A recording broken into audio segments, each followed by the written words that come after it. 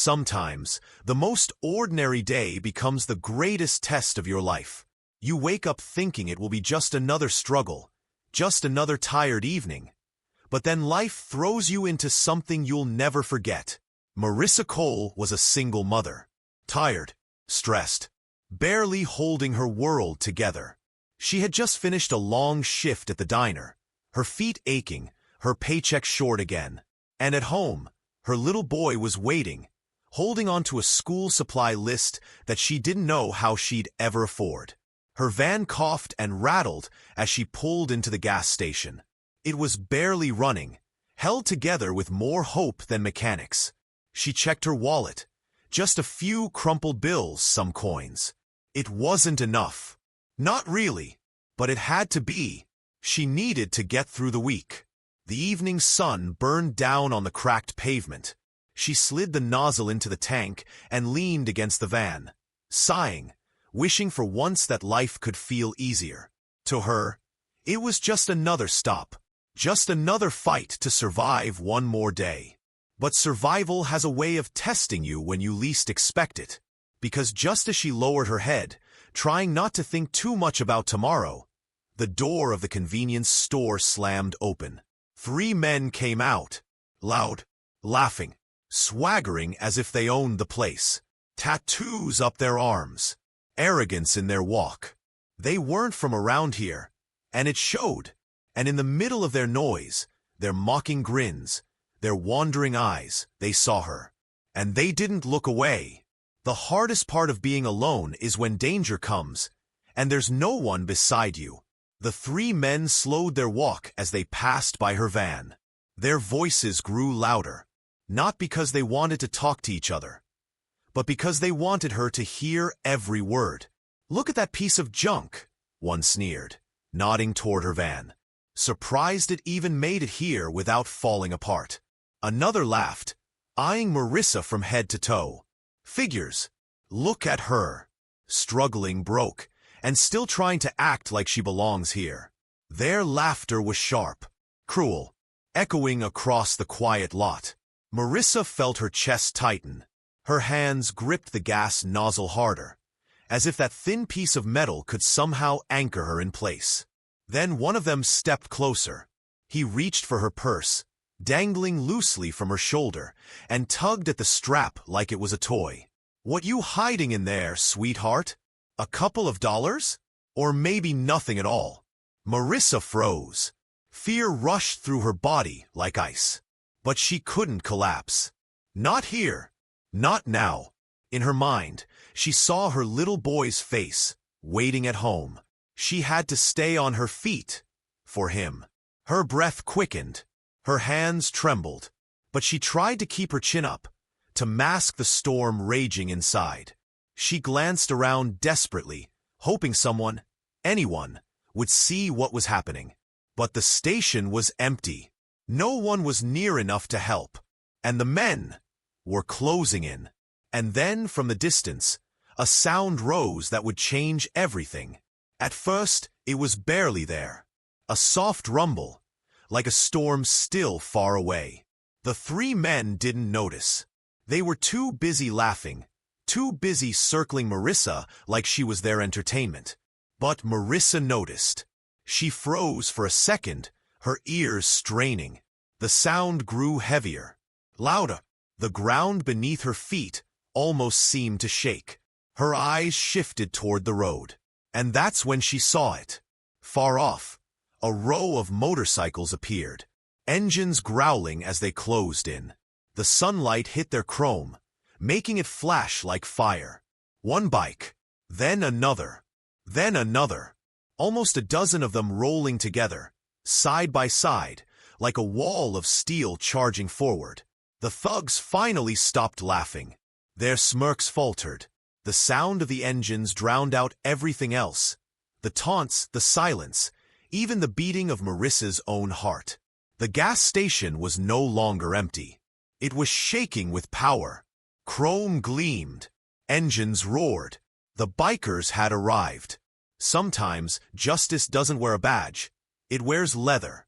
The roar of engines shook the air as the motorcycles rolled into the gas station like a storm crashing down. One after another, they pulled in, chrome flashing, black leather vests catching the sun.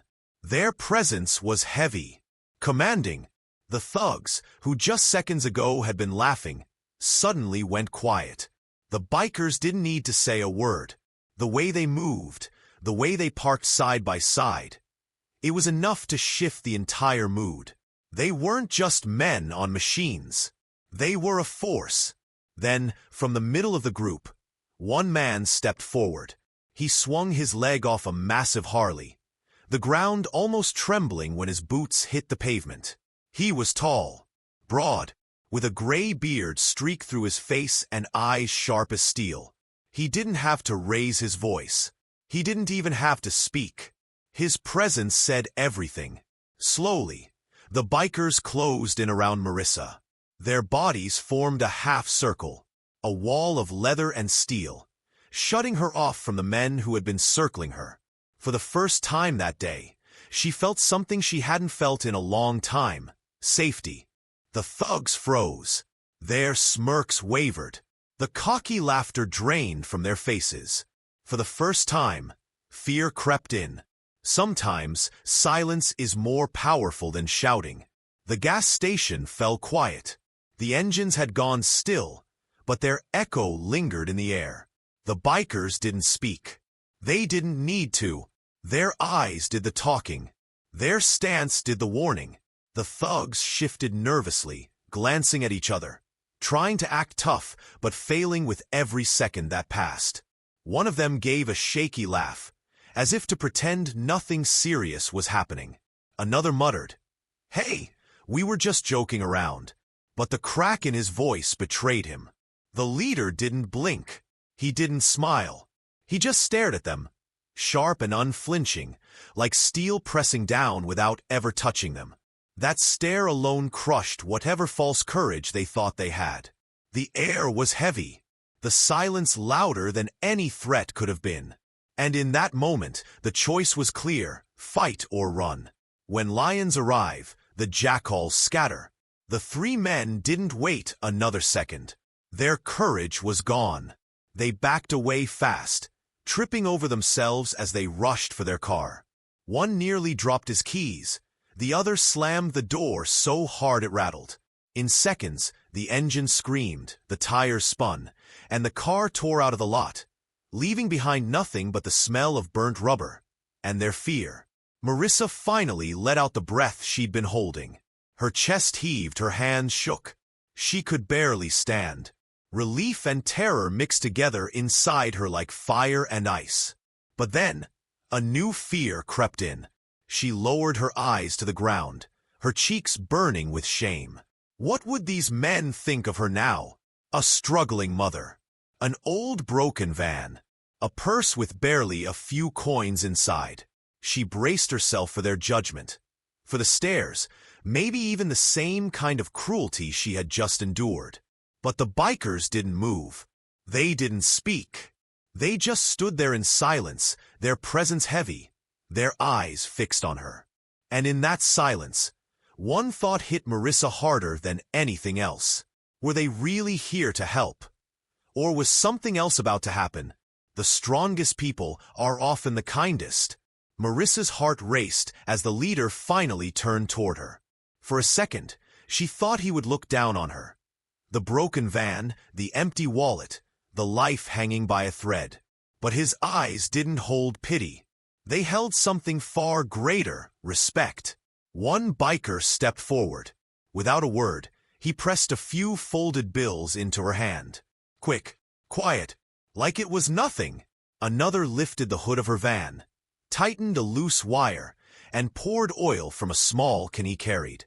They didn't ask questions. They didn't wait for thanks. They just did it. Marissa's chest tightened. The tears came fast, but this time they weren't from fear. They were from relief, from the shock of unexpected kindness. For years, she had fought alone, carrying the weight of the world on her back. And now, for the first time, someone was standing beside her. The bikers moved back to their motorcycles.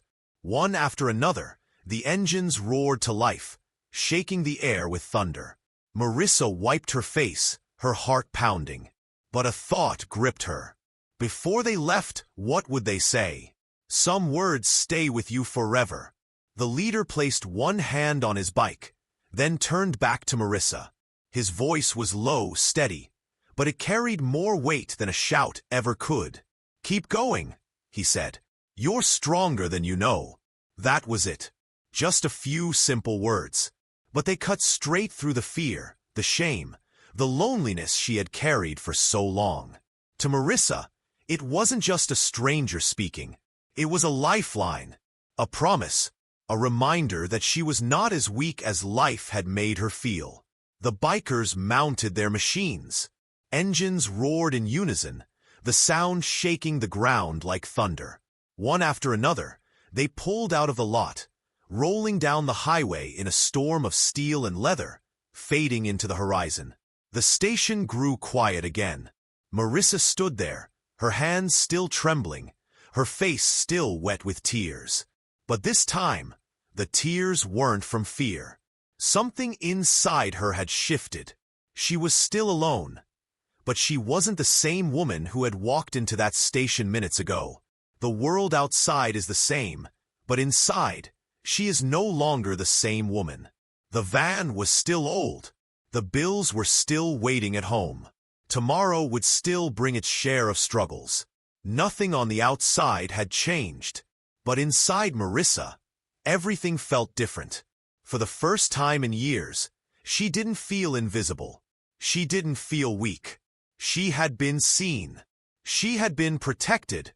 And she had been reminded that there was still goodness in the world. Not in fairy tales. Not in stories you only hear about. But in real life. Right here, on a forgotten afternoon at a gas station. She touched the folded bills still clutched in her hand. Her heart heavy, but filled with a new kind of strength. Those men hadn't just saved her. They had given her something far rarer. Hope. And now, the question isn't about Marissa anymore. It's about us. Do you believe moments like this, when strangers stand up for the vulnerable, still exist in today's world?